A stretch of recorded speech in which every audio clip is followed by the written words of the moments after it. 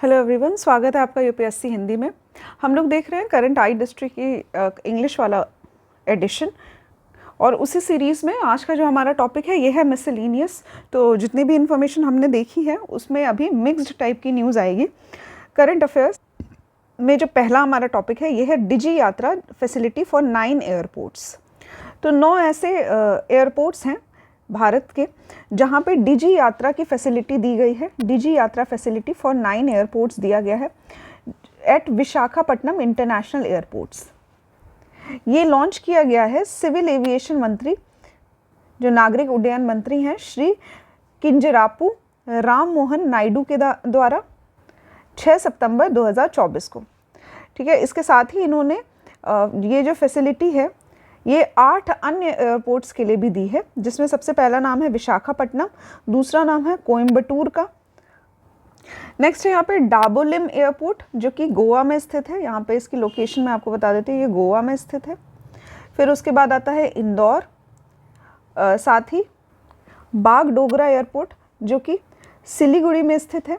उसके बाद आता है रांची, पटना, रायपुर, भुवनेश्वर। इन सभी एयरपोर्ट्स के लिए ये डिजी यात्रा की जो फैसिलिटी है ये दी गई है।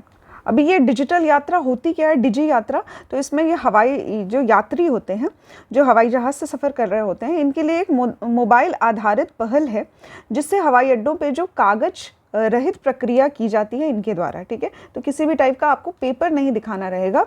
मोबाइल में एक ऐप होगा और उसके माध्यम से आपका जितनी भी इंफॉर्मेशन होगी उसे मोबाइल पे स्टोर होगी और इसमें चेकिंग के लिए आसानी रहती है। इसके साथ ही बहुत ईजिली तरीके से आपकी यात्रा जो होती है वो हो जाती है। आपको एक लंबी कतार में नहीं खड़ा रहना पड़ता है जहाँ पे आपके पेपर्स वगैरह चेक होते हैं। ठीक है, तो एक कागज रहित यात्रा प्रक्रिया है, इसको डिजी यात्रा कहा जाता है। तो जो भी लोग बहुत फ्रीक्वेंट यात्रा करते हैं, कई बार इनको यात्रा करनी पड़ती है, तो उनके लिए बहुत अच्छा एक पहल है जो कि गवर्नमेंट के द्वारा किया गया है। नाम याद रखिएगा, सबसे पहले तो श्री किंजरापू राम मोहन नायडू के द्वारा किया गया है, विशाखापट्टनम, फिर कोयम्बटूर, इसके साथ ही गोवा का डाबोलिम, इंदौर, बागडोगरा जो कि सिलीगुड़ी में है, रांची, पटना, रायपुर और भुवनेश्वर। इससे पहले जो पहली डिजी यात्रा की फैसिलिटी थी ये 3 एयरपोर्ट्स के लिए दी गई थी, जिसमें नाम आता है न्यू दिल्ली का, वाराणसी का और बेंगलुरु का। तो अभी जो टोटल नंबर ऑफ एयरपोर्ट्स हैं जहाँ पे ये डिजी यात्रा फैसिलिटी है, ये टोटल मिला के हो गए हैं 24। ठीक है, 24 ऐसे एयरपोर्ट्स हैं जहाँ पे डिजी यात्रा की फैसिलिटी जो है वो प्रदान की गई है। नेक्स्ट हमारी न्यूज़ है 27वां एडिशन है national conference on e governance का। ठीक है, तो एक राष्ट्रीय सम्मेलन हुआ है ई गवर्नेंस को लेके। ये किसके द्वारा आयोजित किया गया है? तो open network for digital commerce के द्वारा, ONDC के द्वारा इसको आयोजित किया गया है। इसके साथ ही इसमें गोल्ड अवार्ड्स भी दिए गए हैं। ठीक है, गोल्ड अवार्ड दिए गए हैं under the category of application of emerging technologies for providing citizen centric services. ठीक है, तो क्योंकि ये ई गवर्नेंस को लेके है, तो गवर्नेंस में आता है कि जो भी सेवाएँ जो है जो आम नागरिक को दी जाती हैं, अगर उसमें हम लोग टेक्नोलॉजी को मिला देते हैं तो टेक्नोलॉजी के साथ वो क्या हो जाता है, ई गवर्नेंस हो जाता है, यानी कि इलेक्ट्रॉनिक के माध्यम से जो भी आपको सर्विसेज दी जा रही है। ठीक है, तो इसके लिए गोल्ड अवार्ड्स दिए गए हैं। कैटेगरी है application of emerging technology for providing citizen centric service. इसकी जो सेरेमनी है ये मुंबई में आयोजित की गई थी, 3 सितंबर 2024 को आयोजित की गई थी। इसके साथ ही दो दिवसीय एक कॉन्फ्रेंस या सम्मेलन आयोजित किया गया था जिसका थीम था विकसित Bharat, secure and sustainable E service delivery. ठीक है, तो सुरक्षित और सतत ई सर्विस दी जाएगी, ई सुविधाएं दी जाएगी और उसका डिलीवरी करवाया जाएगा। ठीक है, इस तरह का कॉन्फ्रेंस का थीम था विकसित भारत करके। नेक्स्ट है हमारी न्यूज़ IPEF। ये इलेक्ट हुआ है इंडिया में as a vice chair of supply chain council.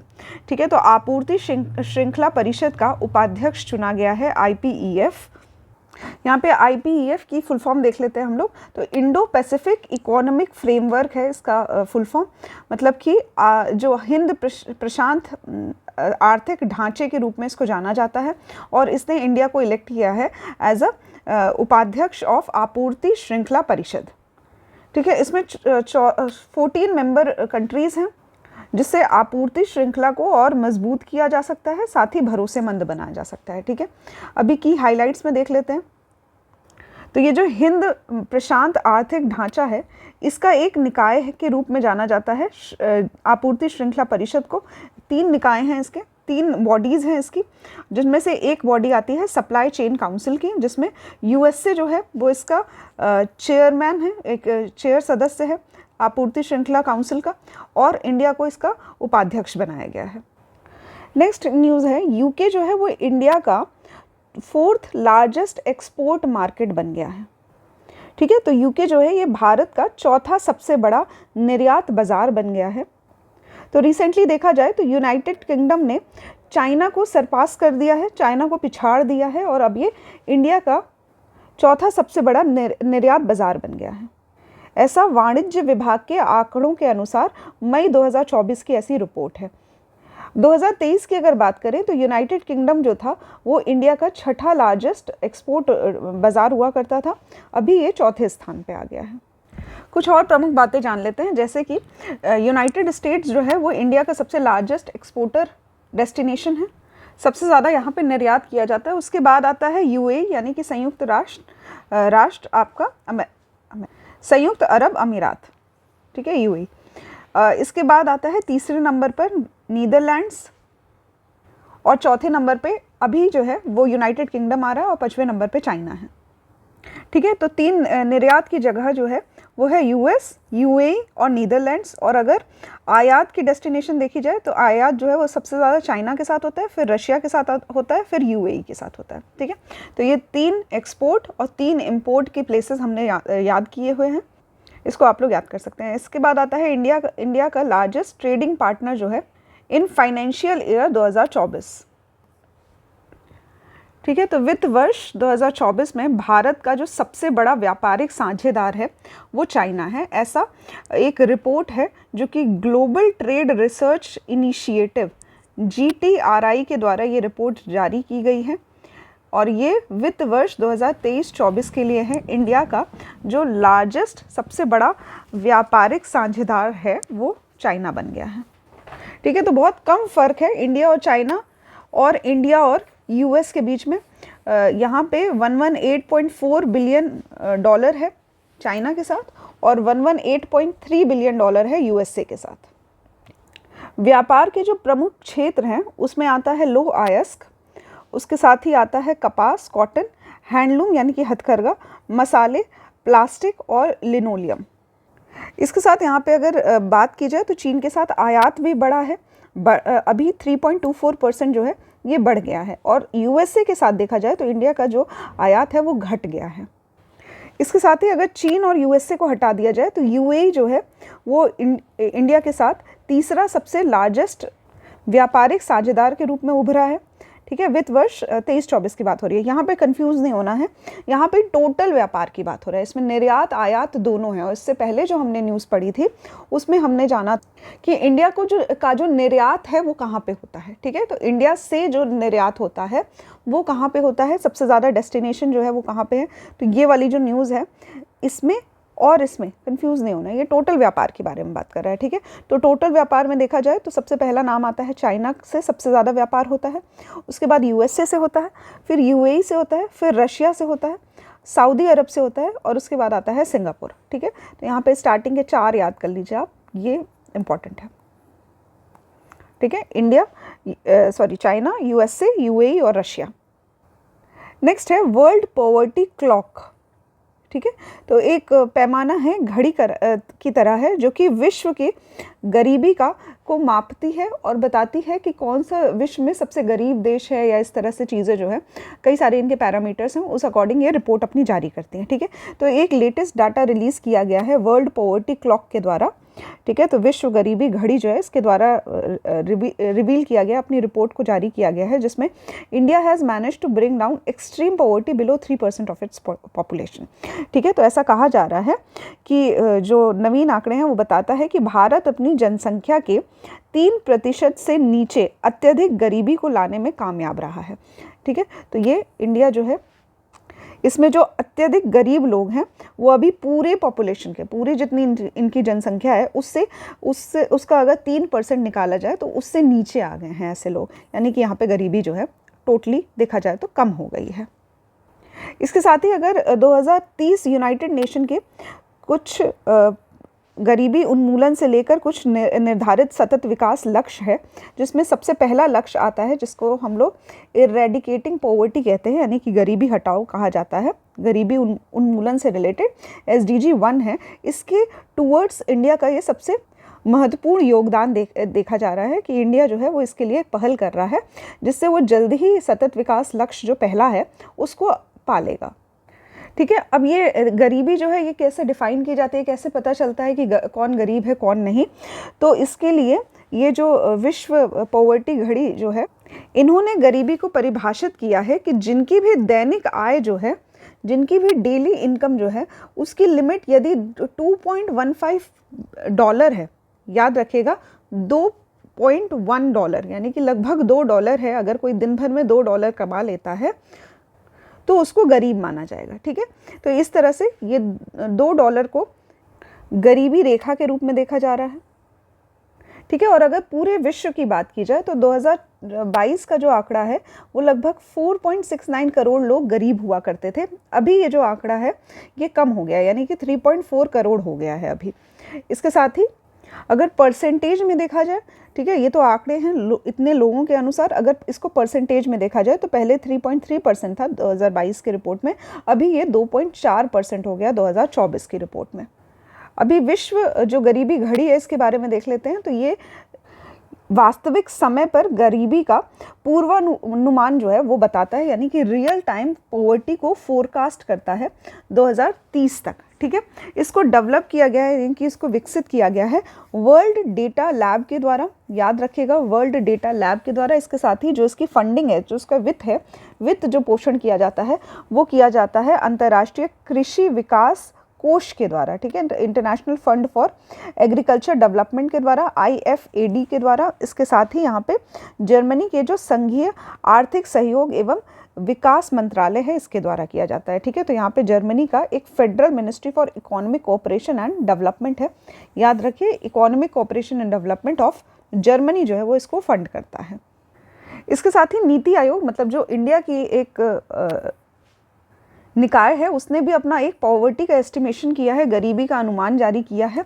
इन्होंने एक पेपर रिलीज़ किया था जिसमें भारत में बहुआयामी जो गरीबी है 2024 की, तो इनके अनुसार 29.17% जो थे ये 2013-14 में बहुआयामी जो गरीबी है उससे जूझ रहे थे। और इसके अलावा अगर हम इसको आंकड़े को कंपेयर करें 22-23 से, तो लगभग 11.28% लोग जो हैं वो अभी गरीबी रेखा में हैं।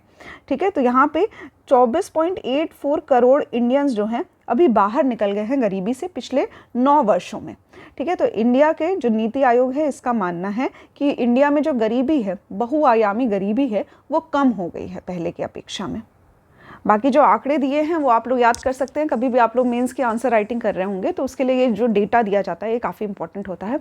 कभी कभी आपसे जो क्वेश्चंस हैं वो अगर कभी आपको ट्विस्ट एंड टर्न करने के लिए आपको डेटा के माध्यम से थोड़ा दिखाया जाएगा कि ये डेटा कुछ गलत दिया हुआ है, या फिर उसका ईयर जो संबंधित ईयर है 2022 है तो 2023 या 24 करके दिखाया जाएगा, 25 करके दिखाया जाएगा। तो आपको क्लियर होना चाहिए कि कौन सा डेटा जो है किस रिपोर्ट में दिया गया है। ठीक है, तो ये बहुत इंपॉर्टेंट रहता है क्योंकि क्वेश्चंस जब भी बनाना रहता है तो बहुत छोटी माइनर चीज़ें भी इंपॉर्टेंट हो जाती हैं। नेक्स्ट है जो विंझिंगम बंदरगाह है, पोर्ट है, ये इंडिया का पहला, भारत का पहला ट्रांसशिपमेंट बंदरगाह बन गया है। ठीक है, ट्रांसशिपमेंट। और ये विंझिंगम पोर्ट जो है ये केरला में है और ये अडानी ग्रुप के द्वारा ये इसको बनाया गया है और इसको अप्रूवल मिल गया है मिनिस्ट्री ऑफ शिपिंग के द्वारा। ठीक है, शिपिंग मंत्रालय के द्वारा मंजूरी मिल गई है कि ये ऑपरेट कर सकता है एज इंडिया का पहला ट्रांसशिपमेंट पोर्ट। इसके साथ ही जुलाई 2024 में इसने अपना पहला मदरशिप MV सैन फर्नांडो, याद रखिएगा MV सैन फर्नांडो इंपॉर्टेंट है, ये शिप जो है ये इसको मिल गया है। इसके साथ ही इससे पहले जो भारत का ट्रांसशिपमेंट कार्गो था उसका बड़ा हिस्सा विदेशी बंदरगाहों में होता था, जैसे कि कोलंबो में या सिंगापुर में इसके द्वारा संचालित किया जाता था। अभी ये होता क्या है ट्रांसशिपमेंट बंदरगाह, तो ये एक ऐसी जगह होती है जहां माल को एक जहाज़ से उतार के दूसरे जहाज़ में लोड किया जाता है। ठीक है, तो एक जगह से सामान उतारा जाता है एक शिप से और दूसरे में लोड किया जाता है। अभी ज़रूरी नहीं है कि ये दोनों ही शिप एक ही बंदरगाह पे हो। होता ये है कि इस शिप से सामान को उतारा जाता है और यहाँ से रेल के माध्यम से, सड़क के माध्यम से, समुद्र के माध्यम से या हवाई परिवहन के द्वारा दूसरे शिप तक भेजा जाता है। ठीक है, तो ये पूरा प्रोसेस जो होता है ये एक ट्रांसशिपमेंट पोर्ट में होता है, जिसको अभी विंझिंगम पोर्ट को ऐसा बनाने की बात कही जा रही है। अभी ये काफ़ी अच्छी सुविधा हो जाएगी क्योंकि इस बंदरगाह पर कस्टम सुविधाओं की स्थापना की अनुमति मिलेगी। ठीक है, तो एक कस्टम स्थापित किया जा सकता है। इसके साथ ही विंझिंगम बंदरगाह को एक उन्नत स्वचालन और बुनियादी ढांचे के रूप में बनाया जा रहा है। ठीक है, जो कि दुनिया भर के सबसे बड़े जो जहाज़ हैं, मेगा मैक्स कंटेनर शिप है, इनको भी समायोजित करने के लिए सक्षम होगा। अगर दुनिया में सबसे बड़े ट्रांसशिपमेंट बंदरगाह की बात की जाए तो सबसे बड़े ट्रांसशिपमेंट बंदरगाह हैं सिंगापुर में, शंघाई में, शेंजन में, बुसान में और हांगकांग में। नेक्स्ट हमारी न्यूज़ है कि इंडिया ने मुक्त व्यापार समझौते को हस्ताक्षर किया है। किसके साथ किया है? तो EFTA ब्लॉक के साथ किया है। EFTA ब्लॉक का अर्थ ये है यूरोपियन फ्री ट्रेड एसोसिएशन के साथ, और साथ ही trade and economic partnership agreement sign किया है। ठीक है, तो यहाँ पे मुक्त व्यापार समझौते क्या होते हैं इसके बारे में जान लेते हैं कि इसमें दो या दो से ज़्यादा देशों के बीच में एक व्यापार को आसान बनाने के लिए और बाधाओं को ख़त्म करने के लिए एक समझौता किया जाता है, जिसके तहत क्या होता है कि जो व्यापार के बाधाएं हैं उनको दूर किया जाएगा। इसके साथ ही जो निवेश है इसका माहौल जो है वो पारदर्शी बनाया जाएगा, एक ट्रांसपेरेंसी रखी जाएगी ट्रेड्स में, और साथ ही जो उत्पादन लागत है इसको भी कम किया जाता है।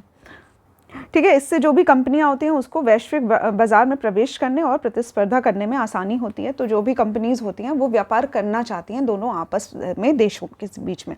तो अभी यहाँ पे यूरोपियन जो मुक्त व्यापार संगठन है इसके साथ इंडिया का एक अग्रीमेंट साइन हुआ है व्यापार को बढ़ावा देने के लिए। ठीक है, कुछ और इन्फॉर्मेशन इसमें दी गई है, जैसे कि नई जॉब्स जो हैं उनको निकाला जाएगा। आने वाले 15 सालों में लगभग 1 मिलियन लोगों को जॉब दिया जाएगा। ठीक है, ये जो व्यापार है ये ज़्यादातर फार्मा सेक्टर में होगा, दवाइयों से रिलेटेड, साथ ही मेडिकल डिवाइसेस जो होती हैं, कुछ प्रोसेस्ड फूड, और इसके साथ ही डेयरी के जो उत्पाद होते हैं, सोया या फिर कोयले का उत्पाद, या फिर कुछ जो कृषि के उत्पाद होते हैं, इनको इस ट्रेड से बाहर रखा गया है। याद रखिएगा, ये सिर्फ फार्मा, मेडिकल, प्रोसेस्ड फूड के सेक्टर में हुआ है। साथ ही गोल्ड के सेक्टर में भी कुछ जो ड्यूटी लगा करती थी, इम्पोज ड्यूटी, वो उस पर कुछ बदलाव किए गए हैं। लेकिन जो डेयरी है, सोया है, कोल है या फिर कृषि के उत्पाद हैं, इनको अभी इस एग्रीमेंट से दूर रखा गया है। नेक्स्ट हम लोग देखेंगे यूरोपियन फ्री ट्रेड एसोसिएशन में आता कौन कौन है। तो इस संगठन के कुछ और गवर्नमेंट हैं, कुछ और कंट्रीज़ हैं, जैसे कि आइसलैंड आती है, लिechtenstein आता है, नॉर्वे आता है और स्विट्ज़रलैंड आता है। ये सभी मिलके 1960 में इन्होंने यूरोपियन मुक्त व्यापार संगठन की स्थापना की थी। नेक्स्ट न्यूज़ है कि इंडिया ने ओवरटेक कर लिया है हांगकांग को पिछाड़ दिया है, और अब इंडिया जो है ये चौथा सबसे बड़ा स्टॉक मार्केट का केंद्र बन गया है। ठीक है, तो 2024 में, जनवरी 2024 में ब्लूमबर्ग ने ये रिपोर्ट जारी की है, जिससे इंडिया का जो स्टॉक मार्केट है वो अभी विश्व में चौथे स्थान पे आ गया है। अन्य जो 3 सबसे बड़े स्टॉक मार्केट हैं उसमें सबसे पहला नाम आता है यूएस का, फिर आता है चाइना का, फिर जापान का और अब इंडिया का आता है। नेक्स्ट है स्काई ट्रैक्स के द्वारा वर्ल्ड का एयरपोर्ट अवार्ड दिया गया है। मतलब विश्व के जितने भी एयरपोर्ट्स हैं उनको एक अवार्ड दिया गया है रैंकिंग के द्वारा। 2023 का है ये अवार्ड। तो यहाँ पे ये मार्च 2023 में स्काई ट्रैक्स के द्वारा ये अवार्ड दिए गए थे। एक पैसेंजर टर्मिनल एक्सपो हुआ था एम्स्टर्डम में, जिसमें विश्व का सबसे अच्छा एयरपोर्ट, वर्ल्ड का बेस्ट एयरपोर्ट जो है, इसका अवार्ड हमाद इंटरनेशनल एयरपोर्ट जो कि दोहा में स्थित है, दोहा कतर में स्थित है, इसको मिला है। इसके साथ ही दूसरे पोजीशन पे आया है सिंगापुर का चांगी एयरपोर्ट दूसरे स्थान पे, और सियोल का तीसरे स्थान पे है। सबसे जो साफ एयरपोर्ट है, यानी विश्व का सबसे क्लीनेस्ट एयरपोर्ट है, वो टोक्यो का एयरपोर्ट है, हनेदा एयरपोर्ट। इंडिया की अगर बात की जाए तो इसमें टॉप 100 में जो एयरपोर्ट शामिल किए गए हैं उसमें सबसे पहला नाम है, 36वें रैंक मिली है इसको, इंदिरा गांधी इंटरनेशनल एयरपोर्ट जो कि दिल्ली में स्थित है। 59th रैंक मिली है केम्पेगौड़ा इंटरनेशनल एयरपोर्ट बेंगलुरु में स्थित है, और 61st रैंक मिली है राजीव गांधी हैदराबाद में स्थित है। 92nd पे आता है मनोहर इंटरनेशनल एयरपोर्ट गोवा में स्थित है और छत्रपति शिवाजी का एयरपोर्ट का 95वां स्थान है। याद रखिएगा 36वें स्थान पे है इंदिरा गांधी इंटरनेशनल एयरपोर्ट, दिल्ली में स्थित है। नेक्स्ट है न्यूज़ एंड शॉर्ट्स। तो इसमें हम लोग जो पहली खबर है उसको देखते हैं। तो यहाँ पे 54th GST काउंसिल की मीटिंग हुई है, इसके बारे में हम लोग याद रखते हैं, कुछ बातें दी हुई है। याद रखिएगा जो एडिशन है ये है 54th, ठीक है, 54th एडिशन है। GST का एक काउंसिल मीटिंग आयोजित किया गया है। ये जो मीटिंग है ये भारत की जो यूनियन मिनिस्टर ऑफ फाइनेंस हैं, यानी कि वित्त मंत्री निर्मला सीतारमन के द्वारा ये मीटिंग बुलाई गई थी, जिसमें इन्होंने कैंसर से रिलेटेड कुछ दवाइयाँ हैं, दवाइयों के नाम दिए गए हैं। इनकी जो GST रेट है इनको 12% से 5% कर दिया है, दवाइयों के रेट जो है उसको कम कर दिया है। नेक्स्ट जो हमारी न्यूज़ है इसमें 4 केंद्रीय सार्वजनिक क्षेत्र उद्यमों को यानी कि CPSE को नवरत्न का दर्जा मिल गया है, ठीक है। यहाँ पे याद रखिएगा ये सभी सेंट्रल पब्लिक सेक्टर एंटरप्राइजेज हैं, यानी कि केंद्रीय सार्वजनिक क्षेत्र उद्यम हैं, जैसे कि रेलटेल कॉरपोरेशन ऑफ इंडिया, ठीक है। दूसरा आता है solar energy corporation of India, Sutlej Jal Vidyut Nigam और साथ ही national hydro electric power corporation, ठीक है, NHPC। इन सभी को नवरत्न का दर्जा मिल गया है। इसके साथ ही भारत में टोटल जो नवरत्न की संख्या है, जो कि केंद्रीय सार्वजनिक क्षेत्र उद्यम में यानी कि CPSE में जो नवरत्न की संख्या है ये बढ़कर 25 हो गई है, ठीक है, याद रखिएगा 25 हो गई है। नेक्स्ट है national payment corporation of India NPCI ने लॉन्च किया है UPI सर्कल, ठीक है। तो UPI सर्कल जो है ये RBI के जो गवर्नर हैं श्री शक्तिकांत दास, इन्होंने UPI सर्कल को लॉन्च किया है। इसके द्वारा जो UPI के उपभोक्ता हैं, याद रखिएगा जो UPI के यूज़र्स हैं ये अपने विश्वसनीय माध्यमिक उपभोगकर्ताओं को भुगतान सौंप सकते हैं, मतलब पेमेंट करने में आसानी होगी अभी सेकेंडरी यूज़र्स को।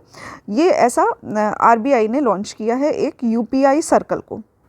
नेक्स्ट है नेशनल स्टैटिस्टिकल ऑर्गेनाइजेशन जो है NSO ने एक रिपोर्ट जारी की है, 2023 की रिपोर्ट है, जिसमें जो महिला हैं और पुरुष के बारे में एक रिपोर्ट जारी की गई है, ठीक है। ये जो रिपोर्ट है ये सभी फाइनेंशियल डिस्पैरिटी को दिखाता है महिलाओं और पुरुषों के बीच में, ठीक है। तो जो भी वित्तीय असमानता है उसको दर्शाने के लिए इस रिपोर्ट को जारी किया गया। अगस्त 2024 में इस रिपोर्ट को जारी किया गया है NSO के द्वारा, ठीक है। तो पुरुषों के बैंक के खाते और महिलाओं के बैंक के खाते, इनके डाटा को एक जगह पे व्यवस्थित किया गया है, जिसमें पाया गया है कि महिलाओं के पास 36.4% जितने टोटल इंडिया में जो बैंक के खाते हैं लगभग 2.52 बिलियन खाते हैं, जिनमें से 36% जो है वो महिलाओं के खाते हैं। और टोटल डिपॉजिट राशि की बात की जाए तो इसमें से 20% जो है ये महिलाओं के खातों में जमा किए गए हैं, ठीक है। याद रखिएगा 36% जो खाते हैं वो महिलाओं के हैं और इसमें जो टोटल धनराशि जमा की गई है बैंक में उसका 20% जो है ये महिलाओं के खातों में जमा है। ये आंकड़े जो हैं ये गांव के आंकड़े जो हैं ये ज़्यादा अच्छे हैं, मतलब टोटल धनराशि का 30% महिलाओं के खातों में है। वहीं अगर मेट्रोपॉलिटन एरियाज़ की बात की जाए, बड़े शहरों की बात की जाए, तो उसमें टोटल धनराशि का सिर्फ 16% ही महिलाओं के खाते में है, ठीक है। एक और बात यहाँ पे सामने आई है कि महिलाओं की अगर बैंक में नौकरी की बात की जाए तो बैंक में लगभग 25% ही महिलाएँ हैं, बाकी पूरे जो 75% हैं वो पुरुष हैं। नेक्स्ट है यहाँ पे शी बॉक्स पोर्टल, ठीक है। तो यहाँ पे शी बॉक्स पोर्टल जो है ये महिलाओं के लिए कार्यस्थल को सुरक्षित बनाने के लिए एक शी बॉक्स पोर्टल को लॉन्च किया है सरकार के द्वारा, भारत सरकार के द्वारा। इसमें महिला और एवं बाल विकास मंत्री अन्नपूर्णा देवी ने नई दिल्ली में इस पोर्टल का शुभारंभ किया। याद रखिएगा women and child development minister हैं अन्नपूर्णा देवी, इन्होंने इस पोर्टल को लॉन्च किया है नई दिल्ली में। तो यहाँ पे जो शी बॉक्स पोर्टल है ये एक केंद्रीकृत मंच है, एक सेंट्रलाइज्ड प्लेटफॉर्म है जिसमें यौन शिकायतों को पंजीकरण किया जा सकता है। इसके साथ ही जो भी महिलाओं के साथ उत्पीड़न हो रहा है उनके कार्य क्षेत्र में, उसके लिए ये लोग शिकायत जो है इस शी बॉक्स पोर्टल में जाके कर सकते हैं। नेक्स्ट है देश का सबसे बड़ा बायोटेक इवेंट जो है 2024 का, इसका चौथा संस्करण जो है ये आयोजित किया गया है नई दिल्ली में। तो ये भारत का सबसे बड़ा बायोटेक इवेंट है, ठीक है। कहाँ लॉन्च किया गया है तो नई दिल्ली में लॉन्च किया गया है सितंबर 2024 में। नेक्स्ट है टेलीकम्युनिकेशन एक्ट 2023। तो ये है हमारा दूरसंचार अधिनियम 2023, जो कि 21 जून 2024 में केंद्र सरकार ने दूरसंचार अधिनियम 2023 की विभिन्न धाराओं को लागू करने के लिए एक गजट जो है वो जारी किया है, ठीक है, नोटिफिकेशन जारी किया है। इसके तहत जो 2 टेलीग्राफ कानून थे, ठीक है, तो यहाँ पे 2 टेलीग्राफ कानून हुआ करते थे, इनको प्रतिस्पादित कर दिया है, इनको रिप्लेस कर दिया है। और इसके साथ ही जो भारत का दूरसंचार उद्योग है, इसको नए नियामक ढांचे में परिवर्तित कर दिया है। इसके लिए नए नियम जो है, नियम कानून बना दिए गए हैं इंडियन टेलीकम्युनिकेशन इंडस्ट्री के लिए, ठीक है। इसके साथ ही देखा जाए तो पीएम का जो गति शक्ति विजन है, इसके तहत सेंट्रल गवर्नमेंट ने एक स्पेशलाइज्ड कॉमन डक्ट और साथ ही केबल कॉरिडोर, ठीक है, तो जो केबल कॉरिडोर होता है जो दूर संचार के लिए ज़रूरी होता है, इसके लिए कुछ कॉरिडोर बनाने की घोषणा की है। इसके साथ ही इसमें काम भी जो है वो चल रहा है। नेक्स्ट है कोयला योजना और नीति, मतलब कोल लॉजिस्टिक प्लान और पॉलिसी जो है, ये यूनियन मिनिस्टर जो केंद्रीय कोयला खान और संसदीय कार्य मंत्री हैं श्री प्रहलाद जोशी, इनके द्वारा लॉन्च किया गया विज्ञान भवन नई दिल्ली में, ठीक है। तो इसके तहत कोयला लॉजिस्टिक योजना और नीति के तहत जो इसका उद्देश्य है, यह है कोयला लॉजिस्टिक को अधिक किफ़ायती, कुशल और पर्यावरण के अनुकूल बनाना, ठीक है। तो अफोर्डेबल, एफिशिएंट और इन्वायरमेंट फ्रेंडली बनाना, ये इसका उद्देश्य है। नेक्स्ट है उत्तर पूर्वी महोत्सव 2024। तो यहाँ पे ये इंडिया के उत्तर पूर्वी हिस्से की बात कर रहा है, यानी कि इंडिया के नॉर्थ ईस्ट रीजन की बात कर रहा है। तो ये जो महोत्सव है, इसको आयोजित किया गया भारत मंडपम प्रगति मैदान में नई दिल्ली में, ठीक है। तो जो नॉर्थ ईस्ट के जो स्टेट्स हैं, इनके कल्चर को बढ़ावा देने के लिए इस तरह का जो प्रोग्राम है, इसको लॉन्च किया गया है। नेक्स्ट है कोल या फिर लिग्नाइट का गैसिफिकेशन प्रोजेक्ट, ठीक है। तो इसको बढ़ावा देने के लिए गवर्नमेंट ने लगभग 85 करोड़ रुपए जो है, ये इसमें इन्वेस्टमेंट करने की बात कही जा रही है, जिसमें जो भी सरकारी सार्वजनिक उपक्रम हैं, यानी कि जो गवर्नमेंट PSUs हैं और साथ ही जो प्राइवेट सेक्टर्स हैं, इनको इस क्षेत्र में कोयला और लिग्नाइट के जो गैसीकरण है, इनके परियोजनाओं को प्रोत्साहन देने के लिए ये धनराशि जो है ये दी जा रही है। नेक्स्ट है इंटीग्रेटेड इंडस्ट्रियल टाउनशिप, एकीकृत औद्योगिक टाउनशिप जो है, ये ग्रेटर नोएडा में बनाने की बात की जा रही है। प्रधानमंत्री नरेंद्र मोदी ने जनवरी 2024 में इसका उद्घाटन किया, जो कि लगभग 747 एकड़ की ज़मीन पे बनाया गया है। नेक्स्ट इम्पॉर्टेंट न्यूज़ है डिजिटल पेमेंट इंटेलिजेंस प्लेटफॉर्म जो है, ये जारी किया गया है RBI के द्वारा। इसमें एक कमेटी बनाई गई है जिसके हेड हैं AP होता, याद रखिएगा नाम, AP होता, जिससे जो भी फ्रॉड होते हैं, जो ऑनलाइन पेमेंट होता है, इससे संबंधित जो भी फ्रॉड होते हैं, इसको कम करने के लिए एक डिजिटल पेमेंट इंटेलिजेंस प्लेटफॉर्म बनाया जा रहा है, ठीक है। नेक्स्ट है साथी 2.0। तो साथी जो है, ये सेबी के द्वारा, security and exchange board of India, SEBI के द्वारा इसको लॉन्च किया गया है। ये एक मोबाइल ऐप है जो कि जो भी निवेशकर्ता होते हैं, जो भी इन्वेस्टर्स होते हैं, इनका जो भी फाइनेंस होता है, जो भी इनका वित्त से संबंधित जो भी खर्चे होते हैं, इनको मैनेज करने के लिए साथी 2.0 ऐप जो है ये लॉन्च किया गया है सेबी के द्वारा। याद रखिएगा, सेबी के द्वारा किया गया है, RBI के द्वारा नहीं किया गया है, साथी 2.0। नेक्स्ट है भारत जो है, ये तीसरा सबसे बड़ा घरेलू एयरलाइन बाज़ार बन गया है, ठीक है। तो इंडिया जो है वो लार्जेस्ट डोमेस्टिक एयरलाइन मार्केट बन गया है। एक रिपोर्ट जारी की गई है एयरवेज के आधारित विमानन गाइड के द्वारा, यानी official aviation guide of Airways के द्वारा ये रिपोर्ट जो है जारी की गई है, जिसमें ब्राज़ील और इंडोनेशिया के जो घरेलू बाज़ार है, मतलब जो एयरलाइंस का घरेलू बाज़ार है, इसको पिछाड़ दिया है इंडिया ने, और इंडिया जो है ये अब तीसरा लार्जेस्ट डोमेस्टिक मार्केट बन गया है। और इसके पास जो टोटल कैपेसिटी है, जो क्षमता है, एयरलाइन क्षमता, वो लगभग 15.5 मिलियन सीट्स है, ठीक है।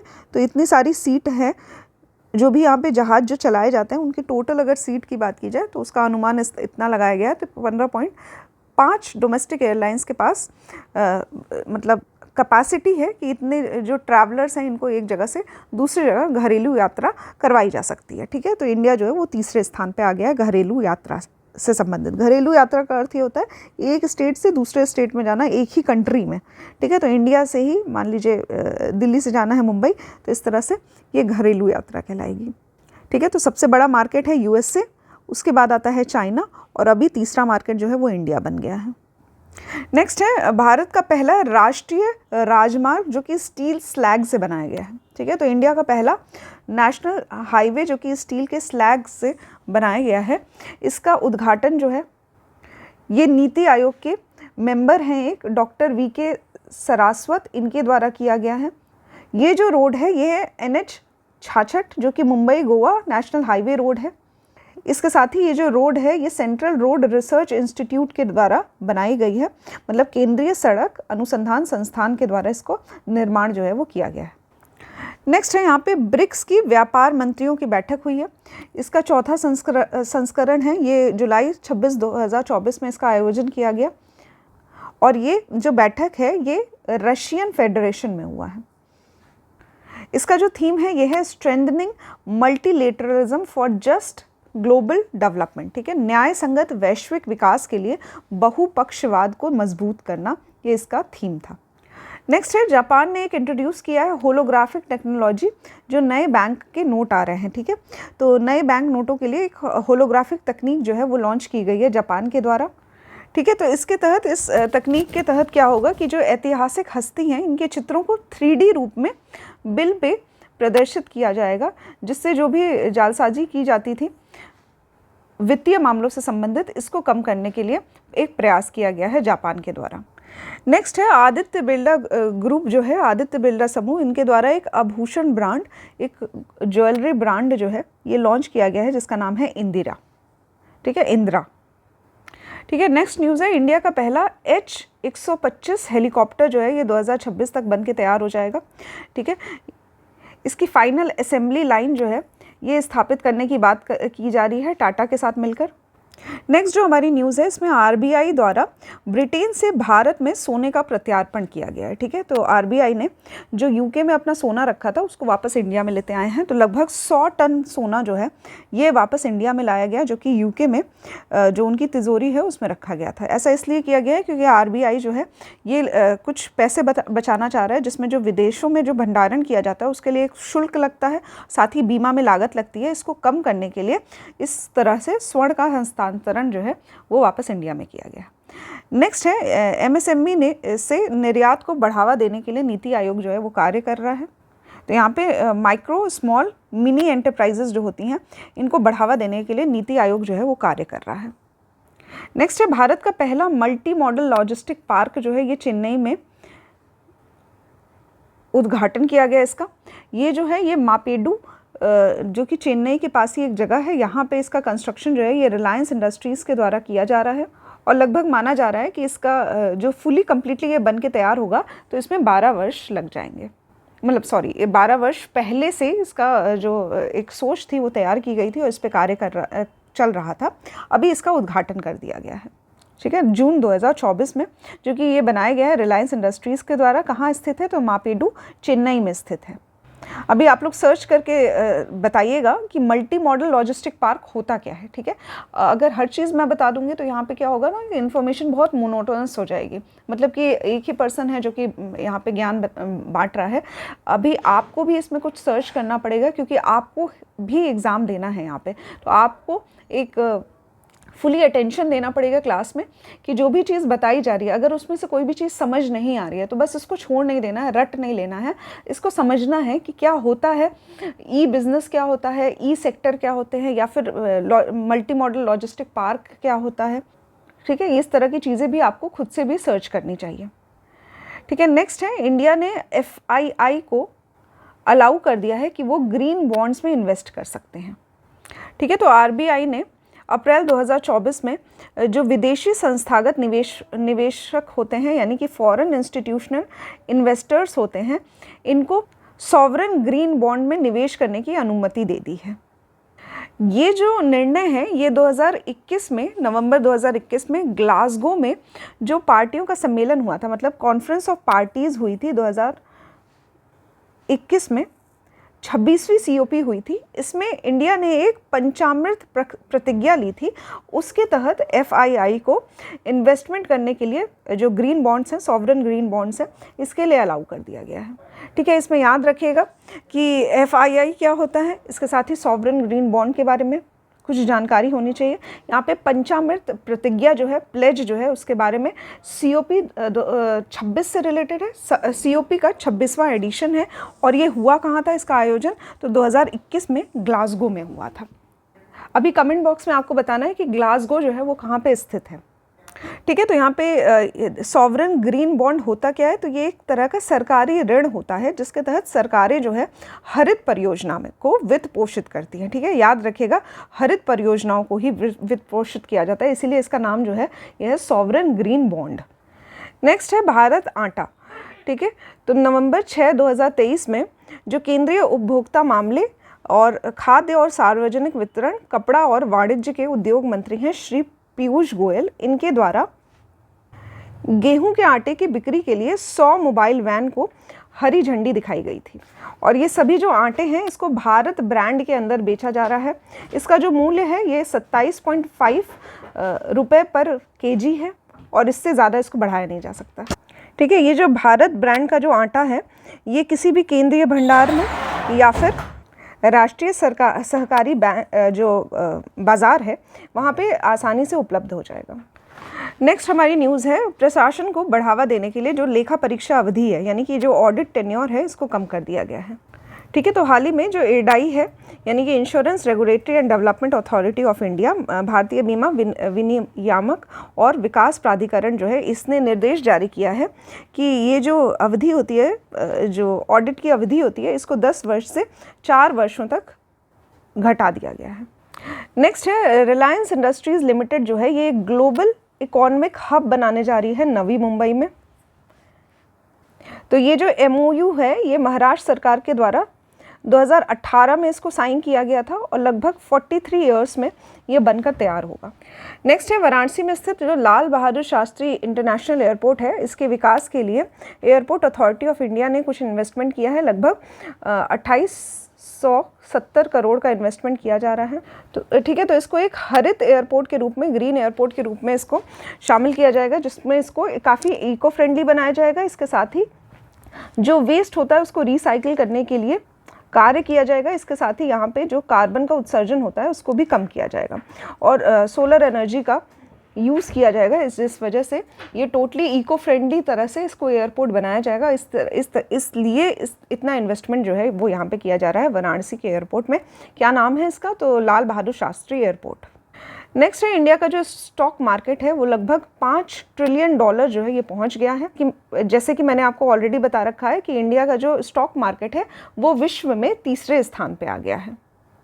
नेक्स्ट है इंडिया का जो ई-कॉमर्स मार्केट है वो 2030 तक विश्व के 3रे लार्जेस्ट ई-कॉमर्स मार्केट बन जाएगा, ऐसा एक रिपोर्ट के द्वारा किया जा रहा है। तो यहाँ पे इंडिया में जो शॉपर्स है यानी कि जो भी ऑनलाइन शॉपिंग, जितने भी ऐप आते हैं उनके द्वारा जो लोग शॉपिंग करते हैं, ये लगभग 2030 तक ऐसा मानना है कि ये 500 मिलियन शॉपर्स बन जाएंगे। ठीक है, तो 500 मिलियन लोग जो हैं ये ऑनलाइन शॉपिंग करना शुरू कर देंगे 2030 तक, जो कि विश्व का 3रा सबसे बड़ा ई-कॉमर्स मार्केट बन जाएगा। ठीक है, और भी यहाँ पे डेटा दिए हुए हैं, ये आप लोग चाहें तो पढ़ सकते हैं। नेक्स्ट है इरेडा। इरेडा को एक नवरत्न स्टेटस जो है ये मिल गया है सरकार के द्वारा। इरेडा का फुल फॉर्म है Indian renewable energy development agency. ठीक है, तो भारतीय अक्षय ऊर्जा विकास एजेंसी, इसको नवरत्न का दर्जा जो है ये मिल गया है। नेक्स्ट है भारत और नाइजीरिया जो है ये स्थानीय मुद्रा निपटान प्रणाली व्यवस्था यानी कि local currency settlement system arrangement के लिए इनके बीच में एक अग्रीमेंट जो है ये साइन हुआ है। ठीक है, तो इनके बीच में जो भी अभी व्यापार होने की बात कही जा रही है वो लोकल करेंसी में किया जाएगा। और ये जो अग्रीमेंट है ये अबूजा नाइजीरिया, यहाँ पे इसका आयोजन किया गया है। तो अबूजा जो है ये नाइजीरिया की कैपिटल है। विश्व का पहला CNG मोटरसाइकिल, ठीक है, न्यूज़ इंपॉर्टेंट है, याद रखिएगा।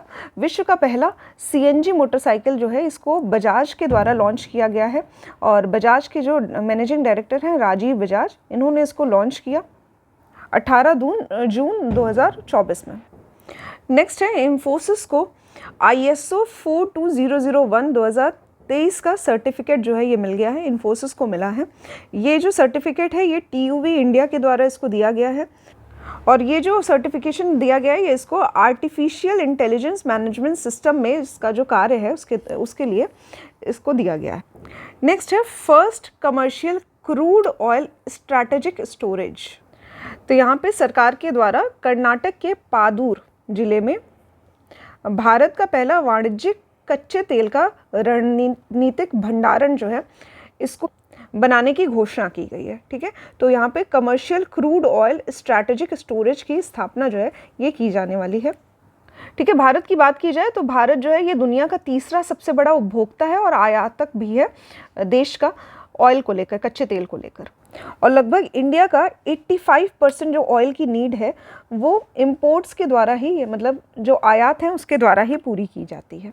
यहाँ पे अगर बात की जाए commercial crude oil strategic storage जो होता है, यानी कि रणनीतिक भंडारण जो होता है, इसके बारे में अगर हम लोग जानें, इसका अर्थ ये होता है कि कुछ मात्रा में जो ऑयल है वो हमेशा स्टोर किया जाता है इंडिया के द्वारा, और बाकी जो है उसको आयात किया जाता है।